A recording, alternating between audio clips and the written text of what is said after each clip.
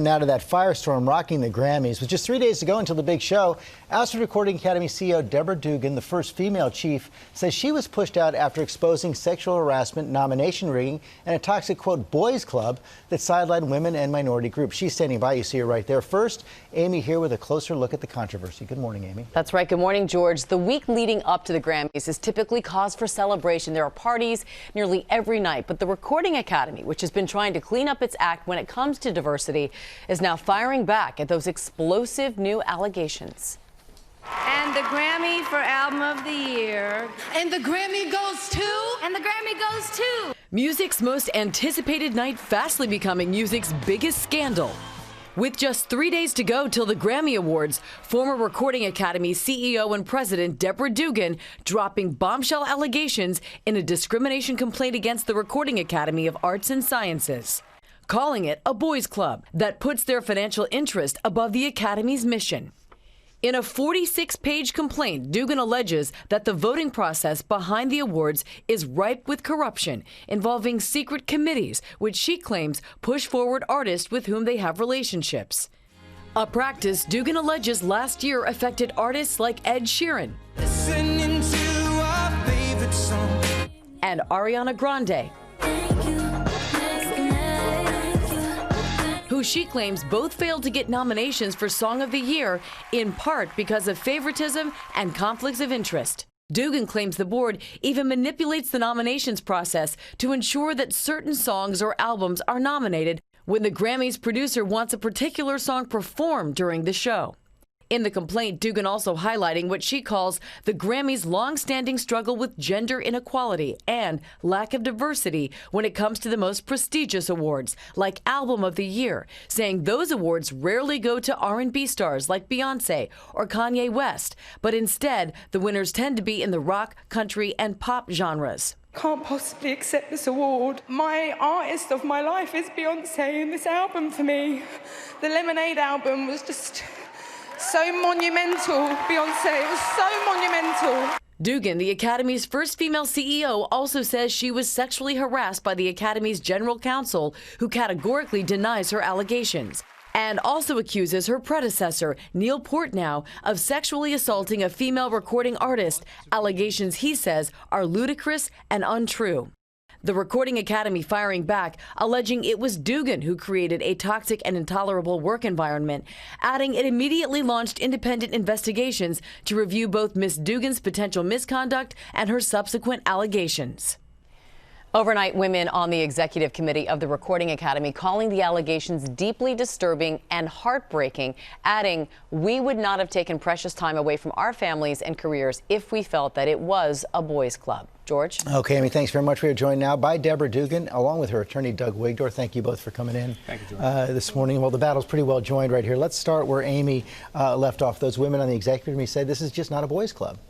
Right. Well, when I came in as the first CEO of the Recording Academy in 62 years, female, there are definitely amazing people that work there in the Recording Academy and also on the board.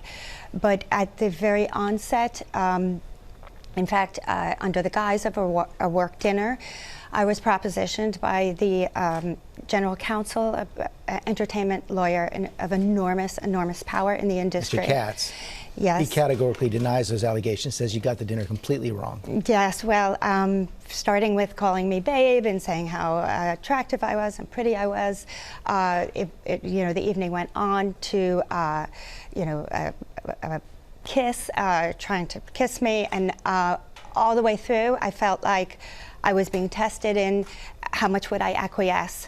And I realized that that was a power-setting move just on the onset as I was coming into the committee. George, the Grammys really is on life support right now. I mean, the statements that they're giving about Ms. Dugan creating a toxic work environment, getting the executive board members to make statements, they are in panic mode right now. And the fact of the matter is this.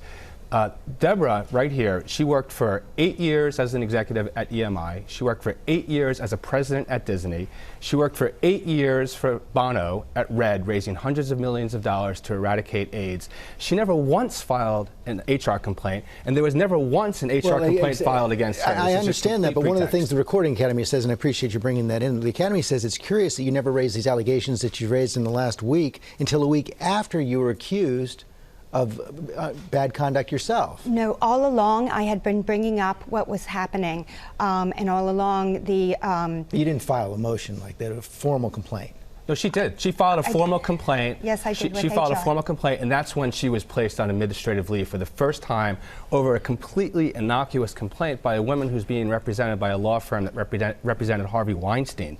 This was an executive assistant. But they say you filed. I understand it, but just because I want to clear this up, they say you filed this complaint only after a week after you were accused of the conduct. No, no, no. It was weeks after. She was not on administrative leave. What happened was that she filed the complaint, then she was placed on administrative leave. And it's important to know that this was a complaint made by an executive assistant, an administrative assistant, who had worked as an administrative assistant to the prior CEO, the CEO that was accused of rape.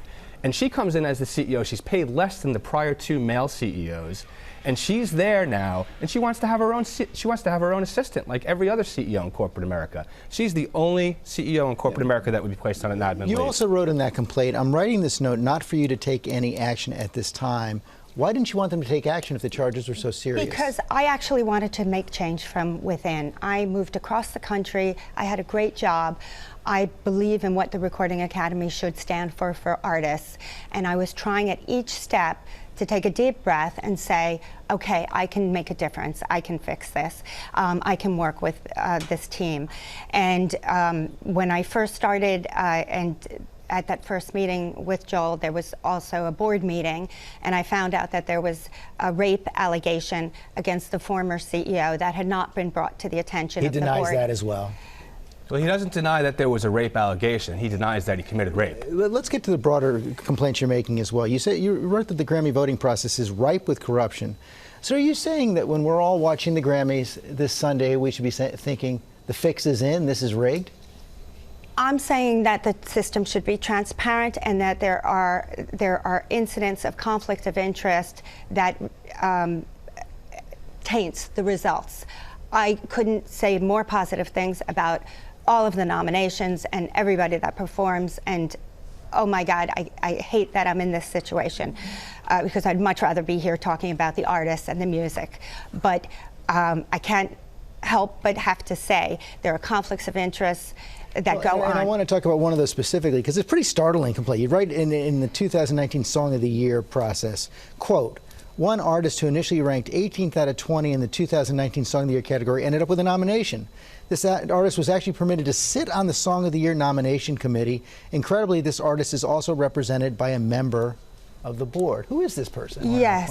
We're not going to out that person. I don't, for the artist's privacy and for the integrity of all those artists that are going to perform and get nominations this year, I don't want to say, but it's not even just that one room. I have evidence that in another room, because there were complaints made in the jazz category, and so you do have evidence. That was going to be my follow-up question. I do. And where are you going to present that? I have a claim that I filed. And this is, of course, the year that Ed Sheeran and Ariana Grande did not get nominated. So this is pretty serious. Yeah. It's very serious, and I wouldn't be here if I didn't think I could make a difference. And we don't want to be here, George. I mean, like, we're forced to be here. I mean, she was the one that was placed on leave. Today, I was supposed to be giving a speech on the Billboard Power 100 about women in music. So you love the artists, you love the Grammys. You going to watch on Sunday?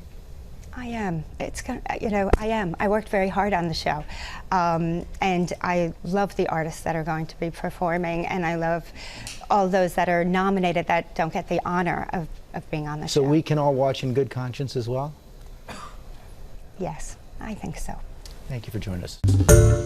Hi everyone, George Stephanopoulos here. Thanks for checking out the ABC News YouTube channel. If you'd like to get more videos, show highlights, and watch live event coverage, click on the right over here to subscribe to our channel, and don't forget to download the ABC News app for breaking news alerts. Thanks for watching.